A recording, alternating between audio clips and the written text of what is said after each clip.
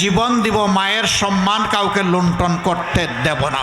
ছিলেন সিলেটের একজন চিকিৎসক, রাজনীতিক, দলের ভেতরে পরিচিত, জাতীয় রাজনীতিতে প্রায় অখ্যাত। 3 দফার সংসদ নির্বাচন করে পরাজিত হওয়া এই মানুষটিকে একদিন প্রধানমন্ত্রী পদের অন্যতম আলোচনায় দেখা যাবে এমন কথা হয়তো কেউই ভাবেনি। জামাতের আমির অখ্যাত সেই ডাক্তার শফিকুর রহমানই এখন দেশের রাজনীতির অন্যতম আলোচিত মুখ। 1958 সালে মৌলভীবাজারে জন্ম। ছাত্র জীবনে বাম ছাত্র সংগঠন দিয়ে রাজনীতি শুরু। পরে যোগ দেন ইসলামী ছাত্র শিবিরে। 1984 সালে জামায়াতে ইসলামীতে আনুষ্ঠানিকভাবে যুক্ত হন। 1996, 2001 ও 2018 সালে নির্বাচনে অংশ নিয়েও জয়ের দেখা পাননি।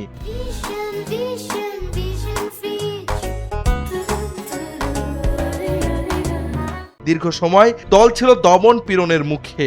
শীর্ষ নেতাদের কারাবাস, যুদ্ধাপরাধের বিচার, এমনকি সংগঠন নিষিদ্ধও হয়। 2022 সালে নিষিদ্ধ সংগঠনের সঙ্গে সংশ্লিষ্টতার অভিযোগে গ্রেফতার হয়ে 15 মাস কারাভোগ করেন শফিকুর রহমান। তবে 2020 সালে জামাতের আমির হওয়ার পর তিনি ধীরে ধীরে সংগঠনকে পুনর্গঠনে মন দেন। 2024 সালের গণঅভ্যুত্থান বদলে দেয় পুরো রাজনৈতিক সমীকরণ। শেখ হাসিনার পতনের পর তৈরি হওয়া নেতৃত্ব শূন্য পরিস্থিতিতে তিনি দেশ জুড়ে সফর করেন, দলকে দৃশ্যমান করেন এবং নিজেদের নৈতিক ও ইসলামী বিকল্প হিসেবে তুলে ধরেন। ঢাকার দেয়ালে দেয়ালে সাদা পোশাকে সাদা দাড়ির তার ছবি এক নতুন রাজনৈতিক বার্তার প্রতীক হয়ে ওঠে। বিশেষজ্ঞদের মতে রাজনৈতিক শূন্যতার মুহূর্তকে কৌশলে কাজে লাগানো, জোট রাজনীতিতে সক্রিয় হওয়া এবং তরুণ ভোটারদের কাছে পৌঁছানোর প্রচেষ্টাই তাকে মূলধারার কেন্দ্রে নিয়ে এসেছে। একসময় কেবল ইসলামপন্থী ঘরানায় সীমাবদ্ধ থাকা এই চিকিৎসক রাজনীতি এখন জাতীয় নির্বাচনে প্রধানমন্ত্রী পদের অন্যতম